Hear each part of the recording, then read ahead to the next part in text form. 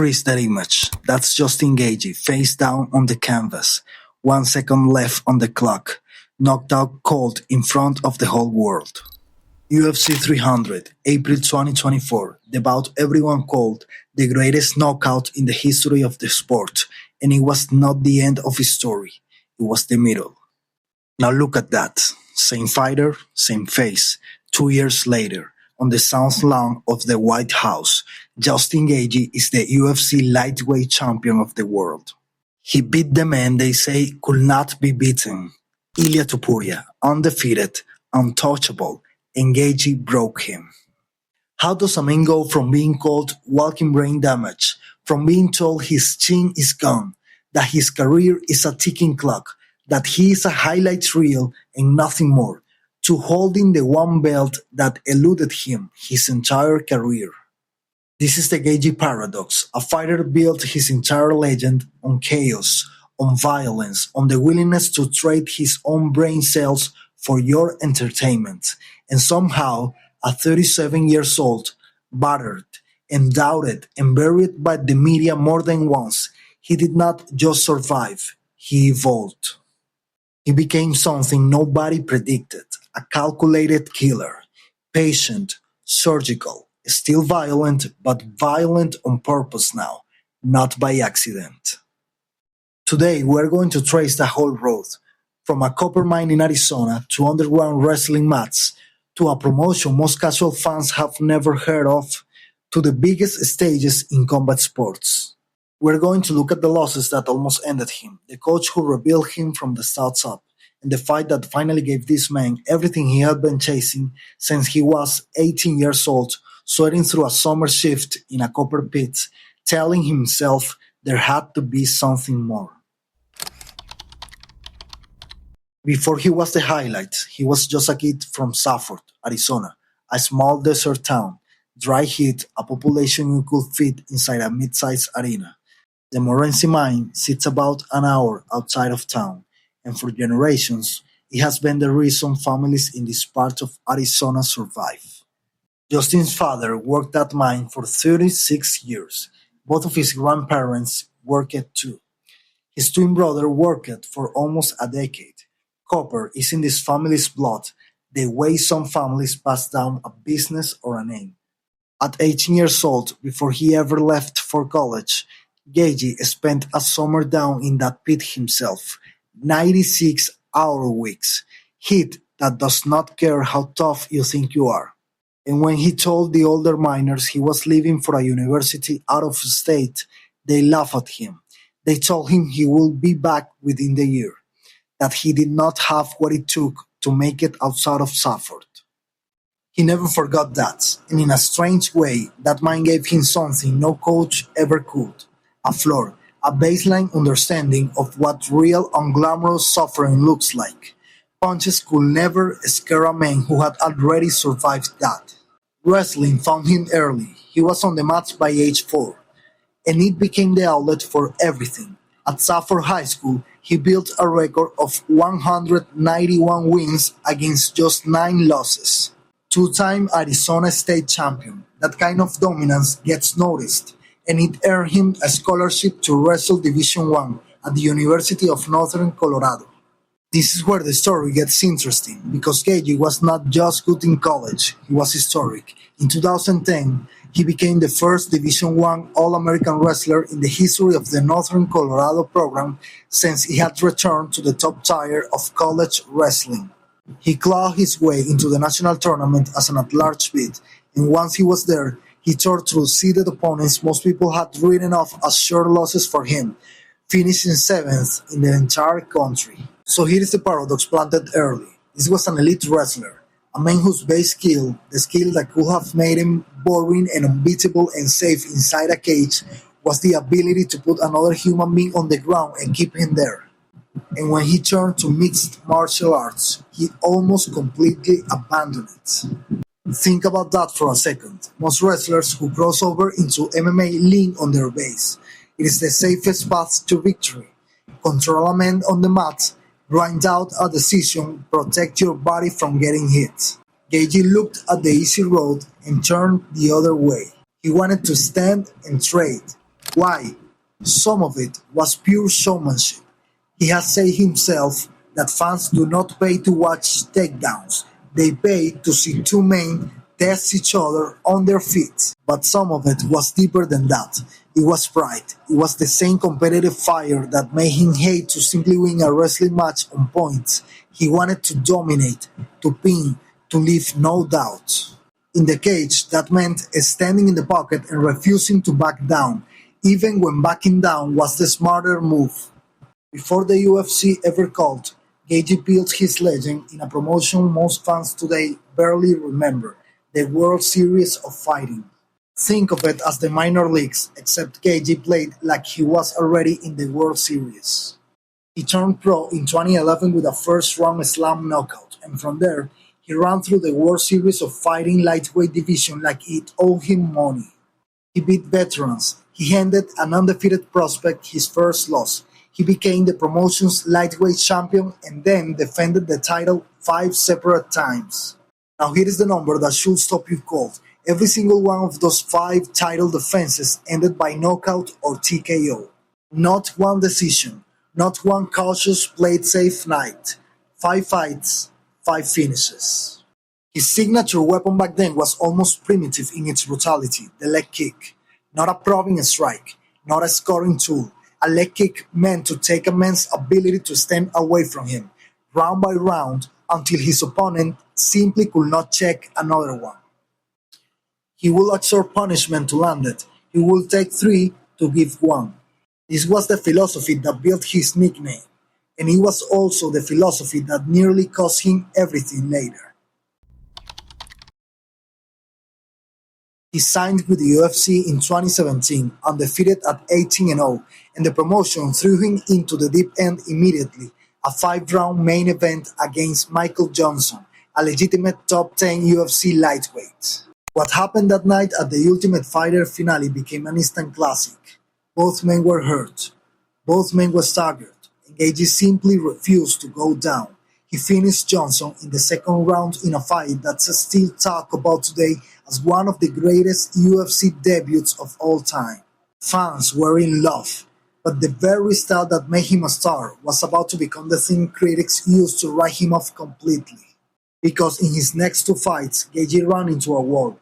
He lost to Eddie Alvarez by knockout. Then he lost to Dustin Poirier by TKO. 2 fights in a row. Both wars, both losses.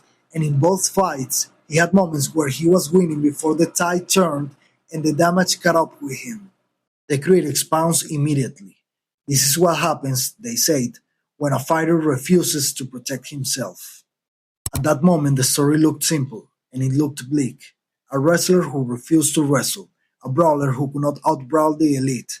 A highlight reel with a short shelf life. What nobody outside his camp knew yet was that those 2 losses were about to force adjustments that will transform him into a completely new fighter. Every great transformation story needs a turning point, and for Gaethje, that turning point had a name, Trevor Wittman. Wittman had been in Gaethje's corner since the very beginning of his professional career, but after back-to-back knockout losses, the conversations between them changed completely. This was not a pep talk, this was an intervention. Gaethje said it himself plainly in the cage microphone after the fight that proved it worked. I have a world-class coach, and I had to lose to change. You cannot fix what is not broken. He went farther. Both times he lost, he admitted he was having too much fun inside the cage. At the highest level of this sport, he realized that kind of fun gets you knocked out. So what actually changed? Wittman didn't ask Gaethje to become someone else. He was adamant about that publicly. The plan was never to soften Gaethje's identity, never to turn a warrior into a point fighter. The plan was to sharpen the violence, not to remove it. Distance control became the obsession. Instead of walking straight into range and inviting a firefight, Gaethje learned to sit just outside his striking distance, using a long probing jab to measure his opponent and set up his kicks, rather than charging in blind. The leg kick, always his signature, became a setup weapon instead of a standalone gamble. Throw the jab first, make the opponent respect the hands, Then the leg kick lands almost as an afterthought because the opponent is thinking about his face, not his legs. And maybe the hardest adjustment of all for a man built on chaos, defensive patience. Learning that winning a round on the feet without ever getting hit clean was not cowardice, it was mastery.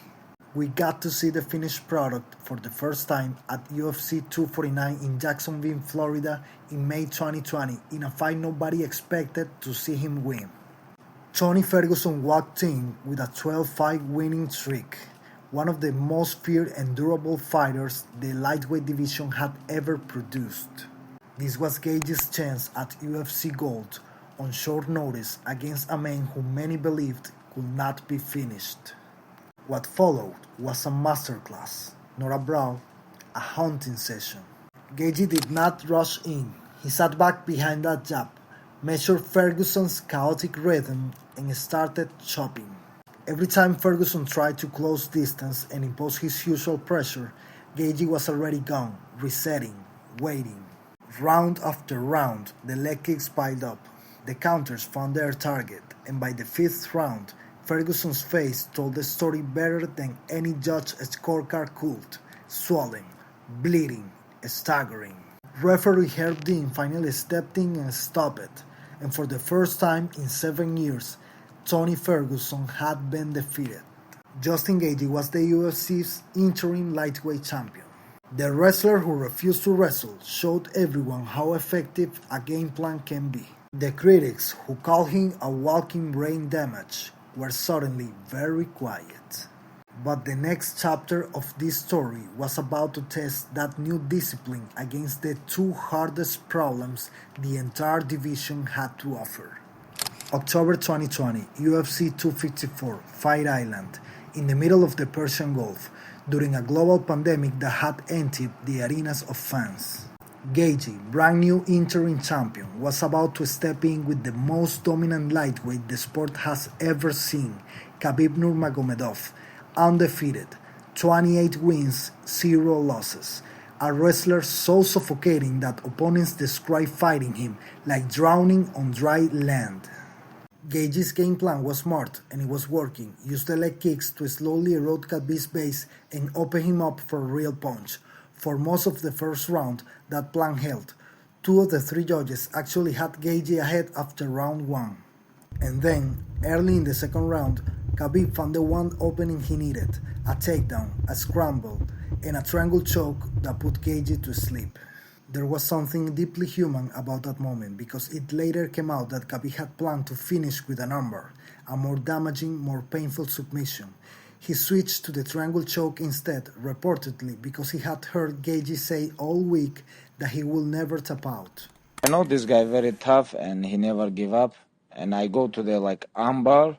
I understand maybe this guy is non-tap and I'm gonna break his arm, in front of his parents. And I was and I transitioned to the triangle choke. Khabib announced his retirement in the cage that night, still crying over the recent loss of his father. And as soon as Gaethje regained consciousness, he fell on his knees to console Khabib. Coming off the crushing submission loss to Khabib, Gaethje needed a statement fight to prove he was still elite. What followed was an absolute war against Michael Chandler. They stepped into the pocket and threw caution to the wind, trading brutal haymakers in an unhinged dogfight that left the crowd inside Madison Square Garden breathless. It was violence in its purest form, a 15-minute banger that solidified Gaethje as the undisputed crowd favorite. Winning by decision, Justin proved once again that he doesn't just fight for a record, he fights to give fans an unforgettable spectacle. He got another chance at gold less than 2 years later at UFC 274 against Charles Oliveira, a fight with an unusual twist. Oliveira had missed weight and was stripped of the belt before the bout even started, which meant only Gaethje could walk away as a champion that night. The first round was chaos. Gaethje actually dropped Oliveira twice with hard punches, twice, against the most dangerous finisher the lightweight division has ever seen. Gaethje had him hurt, on the canvas, vulnerable, but each time he let Oliveira get back to his feet rather than following him down to finish the job. a decision that will haunt the analysis of this fight for years. Oliveira recovered, found his range, and dropped Gaethje with a clean right hand. From there, his jiu-jitsu simply took over. A rear naked choke ended it just 3 minutes and 22 seconds into the first round. 2 title opportunities, 2 losses to 2 of the greatest grapplers this sport has ever produced. And the label crept back in, louder this time, from a wider chorus of critics. Excellent action fighter, thrilling to watch, but not a man built to actually hold undisputed gold. Some fighters, they said, are meant to entertain the throne room, not to sit on the throne. Yeah, Poirier got knocked out like that by duck lip Gaethje. He's got a duck lip. Quack, quack, quack. Quack, quack, quack. I'm Justin Gaethje. I fucking get hit in the head a lot and I got a fucked out lip. Yeah, I'm not the Homer Simpson of MMA like you are, bro. I'm not gonna take a beating, but you will get knocked the out. You take 10 significant strikes per minute. That's 50 shots a round. He answered part of that criticism almost a year later, in a rematch with Dustin Poirier, the man who had beaten him back in 2018. This time, Gaethje settled the score in brutal fashion, landing a head kick that finished Poirier in the second round to claim the ceremonial BMF title, the belt symbolically given to the most exciting, most dangerous fighter in the sport.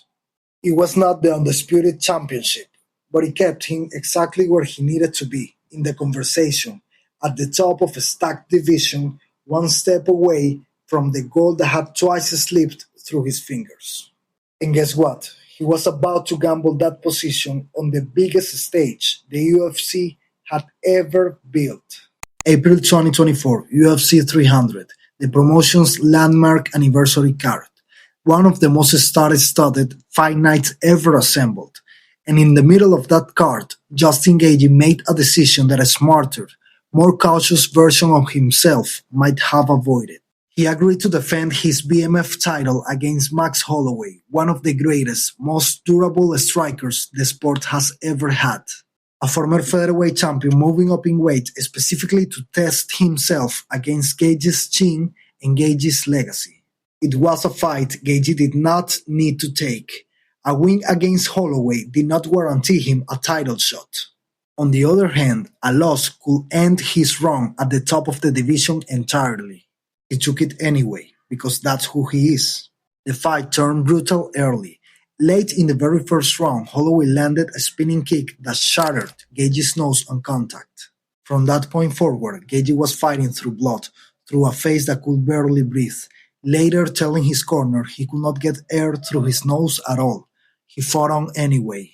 Round after round, Holloway's clean boxing slowly built a lead on the scorecards. Gaethje kept coming forward, kept landing hard leg kicks, kept trying to turn the fight into the kind of brawl he lives for. But heading into the fifth and final round, Holloway was clearly ahead on every card. And then Max Holloway did something that will be remembered as long as this sport exists. With time running out and the fight already won on the scorecards, he pointed to the center of the cage. He was calling Gaethje out, daring him to stand and trade. They stood in the center of the octagon and threw everything they had at each other as the final 10 seconds ticked away. And with 1 single second remaining on the clock, Holloway landed a right hand that put Gaethje face down on the canvas, out cold. It was the knockout of the year.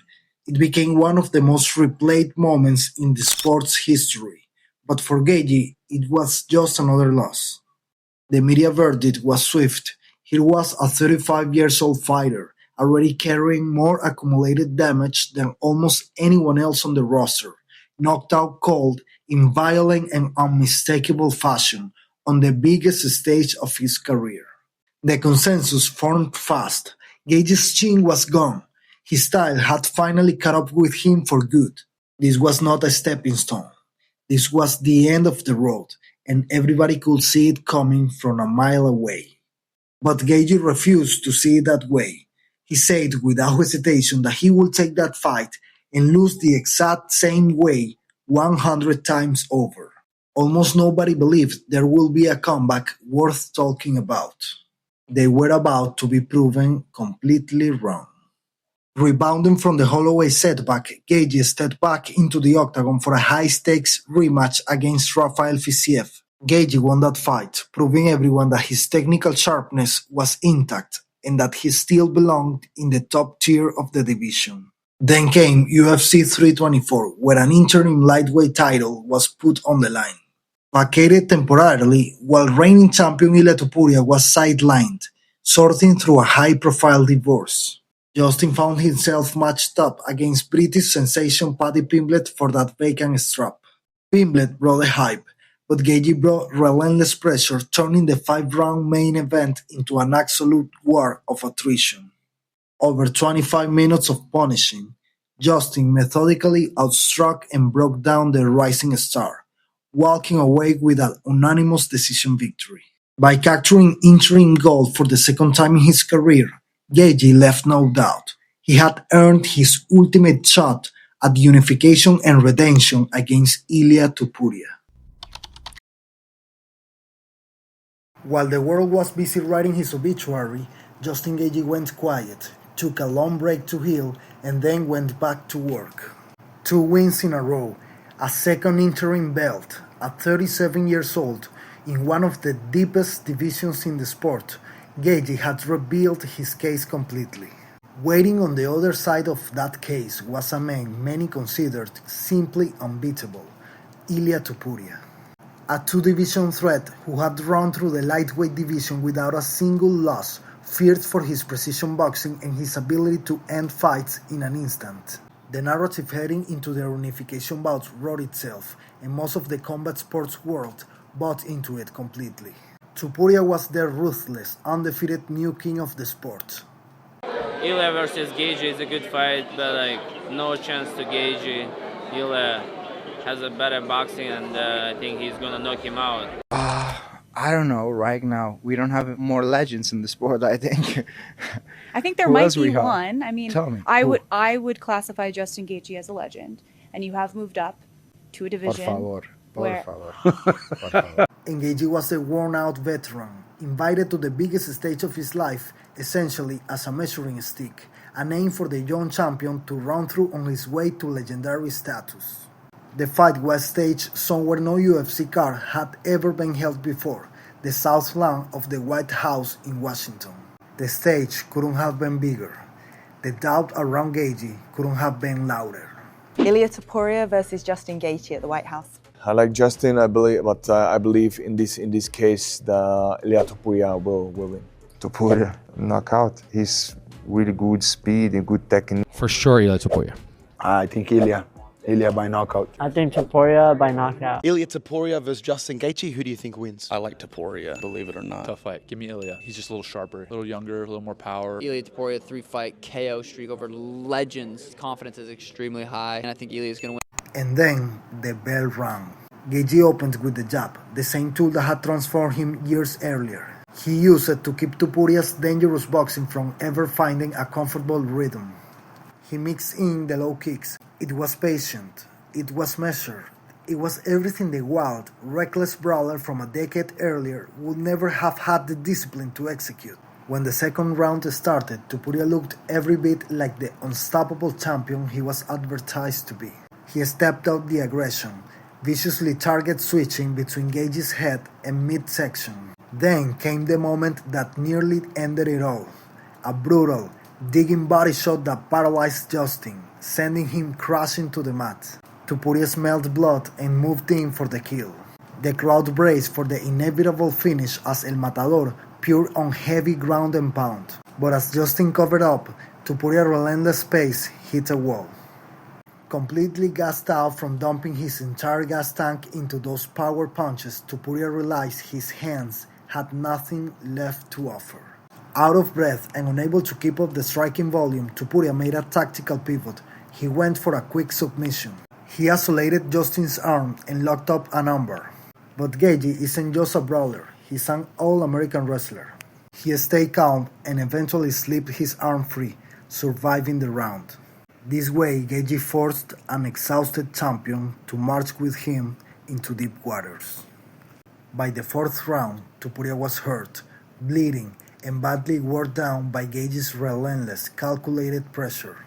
And when the horn sounded to end round 4, Topuria's own corner made the call that stung the sport. They threw in the towel. They stopped themselves. Justin Gaethje, the fighter labeled washed up, chin gone, finished, just 2 years earlier, was the undisputed UFC lightweight champion of the world. Think about it for a moment. This is a man who had chased that exact belt for years. A submission loss to arguably the greatest lightweight of all time. Another submission loss to the most prolific finisher the sport has ever had. And a spectacular last-second knockout. Every single time the door closed. Every single time the critics say the same thing. Not this era. Not this fighter. Not the guy who fights with his chin instead of his gloves. And a 37 years old against an undefeated wrecking machine everybody assumed would run straight through him, Justin Gaethje proved every single one of them wrong at once. What's the most warranted criticism about your fighting abilities you've heard, and what is the most unwarranted? They're probably the same thing. The fact that I come from wrestling and don't use it as much as you would think.